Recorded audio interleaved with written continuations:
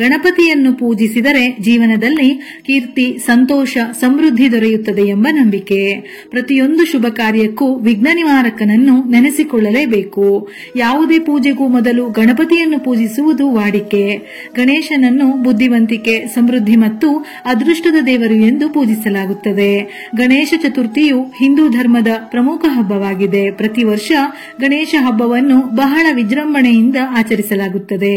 ವಿನಾಯಕ ಚತುರ್ಥಿಯಂದು ಪ್ರತಿ ಬೀದಿಯಲ್ಲೂ ಮಂಟಪ ನಿರ್ಮಿಸಿ ಗಣಪತಿ ಮೂರ್ತಿಯನ್ನು ಪ್ರತಿಷ್ಠಾಪಿಸಲಾಗುತ್ತದೆ. ಅದರಲ್ಲೂ ಮಹಾರಾಷ್ಟ್ರದಲ್ಲಿ ಗಣೇಶ ಹಬ್ಬವನ್ನು ಬಹಳ ವಿಶೇಷವಾಗಿ ಆಚರಿಸಲಾಗುತ್ತದೆ. ಇಲ್ಲಿ ತಿಂಗಳುಗಳ ಕಾಲ ಹಬ್ಬ ನಡೆಯುತ್ತದೆ.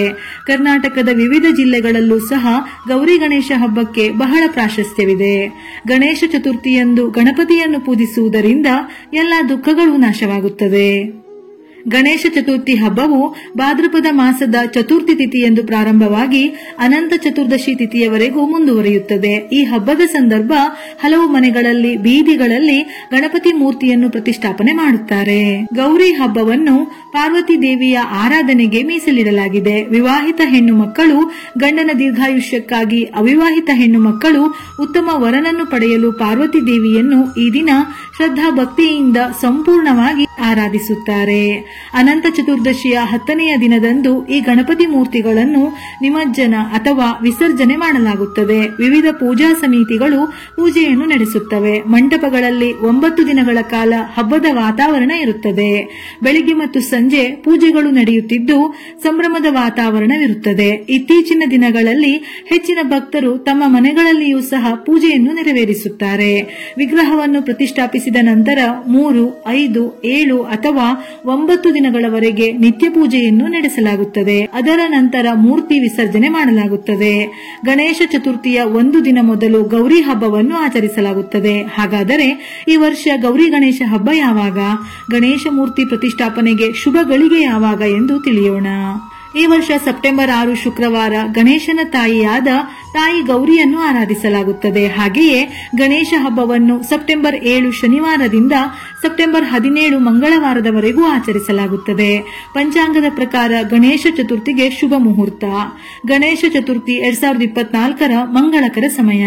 ಚತುರ್ಥಿ ತಿಥಿ ಸಮಯ ಸೆಪ್ಟೆಂಬರ್ 6 ಶುಕ್ರವಾರ ಮಧ್ಯಾಹ್ನ 3:01 ಪ್ರಾರಂಭವಾಗಿ ಸೆಪ್ಟೆಂಬರ್ 7 ಶನಿವಾರ ಸಂಜೆ 5:37 ಮುಕ್ತಾಯವಾಗುತ್ತದೆ.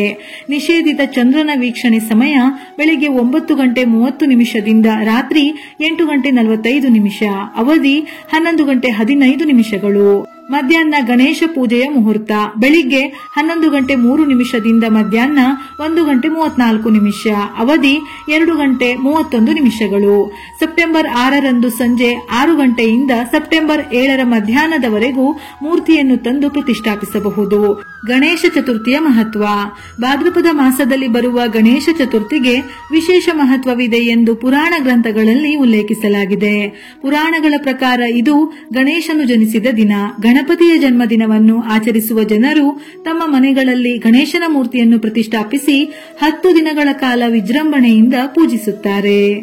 ಗಣಪತಿಯನ್ನು ಪ್ರಥಮ ಪೂಜಿತ ಎಂದು ಹೇಳುತ್ತಾರೆ. ನಾವು ಯಾವುದೇ ಕಾರ್ಯ ಮಾಡುವ ಮುನ್ನ ಗಣಪತಿಯನ್ನು ಪೂಜಿಸುವುದರಿಂದ ಮಾಡುವ ಕೆಲಸಗಳಿಗೆ ವಿಘ್ನ ಎದುರಾಗುವುದಿಲ್ಲ ಎಂಬ ನಂಬಿಕೆ ಇದೆ. ಹಾಗಾಗಿ ಆತನನ್ನು ವಿಘ್ನ ನಿವಾರಕ ಎಂದು ಕರೆಯುತ್ತಾರೆ.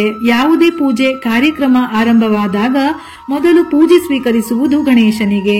ಗಣೇಶ ವಿಸರ್ಜನೆಯನ್ನು ಕೆಲವು ಕಡೆ ಗಣೇಶನನ್ನು ತಂದು ಪ್ರತಿಷ್ಠಾಪಿಸಿ ಪೂಜಿಸಿ ನಂತರ ಆ ದಿನವೇ ವಿಸರ್ಜನೆ ಮಾಡುತ್ತಾರೆ. ಇನ್ನೂ ಕೆಲವು ಕಡೆ ಅವರವರ ಮನೆಯಲ್ಲಿ ಮೊದಲಿನಿಂದಲೂ ಪಾಲಿಸಿಕೊಂಡು ಬಂದ ಸಂಪ್ರದಾಯದ ಪ್ರಕಾರ ಗಣೇಶನನ್ನು 3, 5, 7, 9 ದಿನಗಳ ಕಾಲ ಇಟ್ಟು ಪೂಜಿಸಿ ನಂತರ ವಿಸರ್ಜನೆಯನ್ನು ಮಾಡುತ್ತಾರೆ. ಹಾಗಾಗಿ ನಿಮ್ಮ ಮನೆಯಲ್ಲಿ ಪಾಲಿಸಿಕೊಂಡು ಬಂದಿರುವ ಪದ್ಧತಿಯ ಪ್ರಕಾರವೇ ಗಣೇಶನನ್ನು ಇಟ್ಟು ಪೂಜಿಸಿ ನಂತರ ವಿಸರ್ಜನೆಯನ್ನು ಮಾಡಿ.